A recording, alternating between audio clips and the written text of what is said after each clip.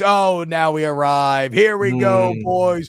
Congratulations to the Georgia Bulldogs beating Mizzou in Athens. See, you're just worried about brands. Gotta be Oh, it's Missouri. championship, You huh? can't give them credit. It's just Missouri. It's not a great win. It's Missouri. No. Chill out. Don't put words in my mouth. I started a little flippant, but this is a great win for Georgia. Yeah. They looked. I'm starting to, Carson Beck is starting to get good enough to where, if you're playing against him, every time he drops back, you're a little concerned, right? Yeah. Like he feels like he's really seeing the entire field, making great decisions. I do, but here's the weird part about this game though, Aaron, and I want your opinion because it felt like Georgia was dominating, but not pulling away. The score never reflected it. So why, what was going on there? What do you think happened? Because it did feel like Georgia had firm control of the game. I don't know. I'm torn on that because I never felt Georgia was in doubt of winning the game. Like there's never been like, but I never felt like Georgia was either pulling away though too. No, that's what I'm saying. They weren't pulling away, but that's exactly what I'm talking about. But it felt like they were in firm control, like arguably dominating the game. I think that's just Georgia this year. They're not. This is not the same team, and I thought it had the potential to be one of the.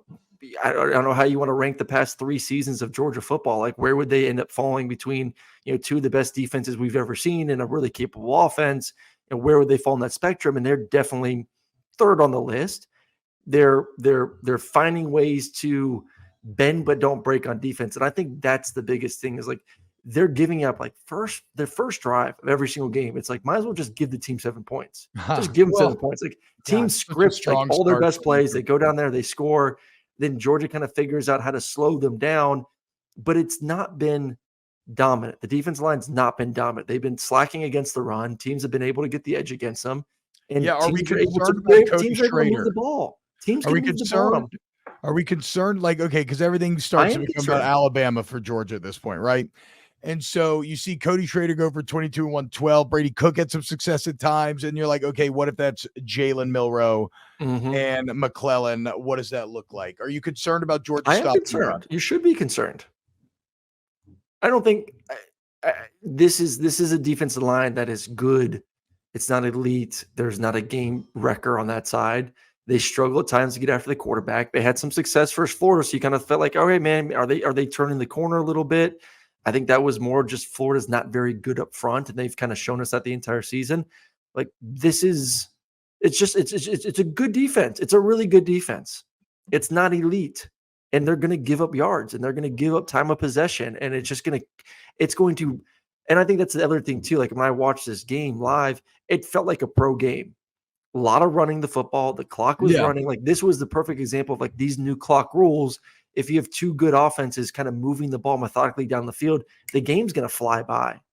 Like the game is going to fly by. It's going to limit possessions, and it's going to turn into a lower scoring game. And that's just what it turned out to be. Like this felt like more of a Sunday game than a Saturday game to me. And what's crazy is even though it felt like Georgia was in firm control, I mean, Mizzou had the ball there late, down 6 with an opportunity, and then just inexplicable decision by Brady Cook. It just felt like his brain short-circuited for a second. I love seeing the big man pick. Throw it and you're falling backwards and you're like, I shouldn't be doing this, but I'm and I don't have the right balance or base to do it. I'm not Patrick Mahomes, so it's just not going to come out good. And then boom. Time slows down and you're fucking up, but your body's still going through the motions and you can't stop it from fucking up. Too late. Stackhouse. Bam. Nobody Mizzou fans, I don't know how this will make them feel, but you got to come away impressed if you're a Mizzou fan with what Eli Drinkwitz is building to go into Athens and to have the ball down 6 in the fourth quarter with an opportunity to potentially win the game, to run the ball like you did. That's, they should be 10-2. This is a 10-2 football team.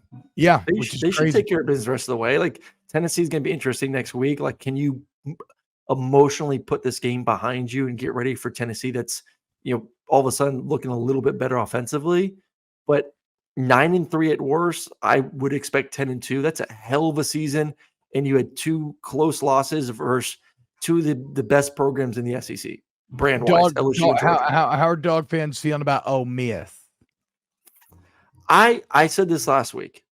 This was the game that concerned me more because Missouri is more balanced. Missouri has a good defense. Missouri has a good offense. Missouri can run the football. Missouri can throw the football. Like they're the better. You talk about complementary football. Missouri is more complementary than Ole Miss. That's true. Ole Miss is offense, and we saw. I mean, A&M's offense has been horrific this year. Not a good offense. A&M bullied. A&M went up and down the field. Game. By the end of that game, they were just running him over. They were running. Yeah. Like I think Georgia will be able to get enough stops, and their offense will be able to kind of do what they want with Ole Miss's defense. Where I felt like, okay, Missouri can play good defense. Missouri can play good offense. That balance can make this thing a little bit more interesting than what I think the next 2 weeks will look like for Georgia. Well, it's going to be an exciting finish, folks. What a kickoff to turkey season. Some big programs survive, some fall. Tigers are dead in the water, boys. But hey, you know what, though? Fuck Georgia State. They're about to catch these hands next week, dude. Have you called the Georgia State game this year? I feel like I have not. Oh, okay. No. All right, that'll do it for today's show. Please, y'all like and subscribe to the channel. The road to 8K marches right along. First off, you got Florida next before Georgia State, so don't overlook the Gators. I know they had. What the fuck? No. Sorry, I had a conversation at the bar last night, and I was talking about how Florida's next, and some guy was like, "No, we got Georgia State next." So I was like, "Oh, okay, never mind, I'm wrong." No, Florida. Oh, fuck yeah, then let's go, dude. I'm ready to fuck up that little. I'm not a Florida fan. Florida's not going to go bowling.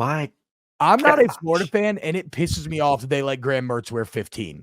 Like, I want to beat Florida just so Billy Napier has to learn a lesson about letting Graham Mertz wear motherfucking 15. Fuck you, Billy Napier. How is that not retired? I don't know. It's ridiculous. How is that not retired? It's ridiculous. It's the greatest player that's ever come through those doors. Heisman Trophy winner, multiple national champion, and you allow someone to wear that jersey. No, not even just someone. Okay, this ain't some big 5-star that you had to convince to come to school. You want to hear a funny story? Graham motherfucking Mertz. Hey, so I won. I was a starter for one state championship. I played defense the other one.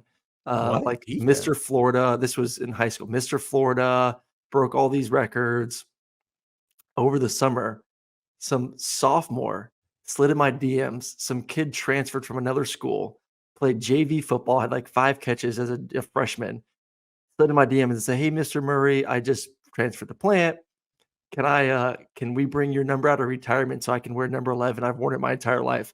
I'm like, I didn't respond to him. I'm like, dude, hell no. Like, you have done shit in your life. What the fuck, dude? What the fuck, dude? No fucking chance. Come on, Aaron. What you the just fuck? said, why should this guy get 15? Like, I'm to no, Plant. if Tebow says sure. Yeah, no, I know. Yes. But that's still like, you got to if a little kid asks you, dude, who was it? Was the kid end up being good? Do you know?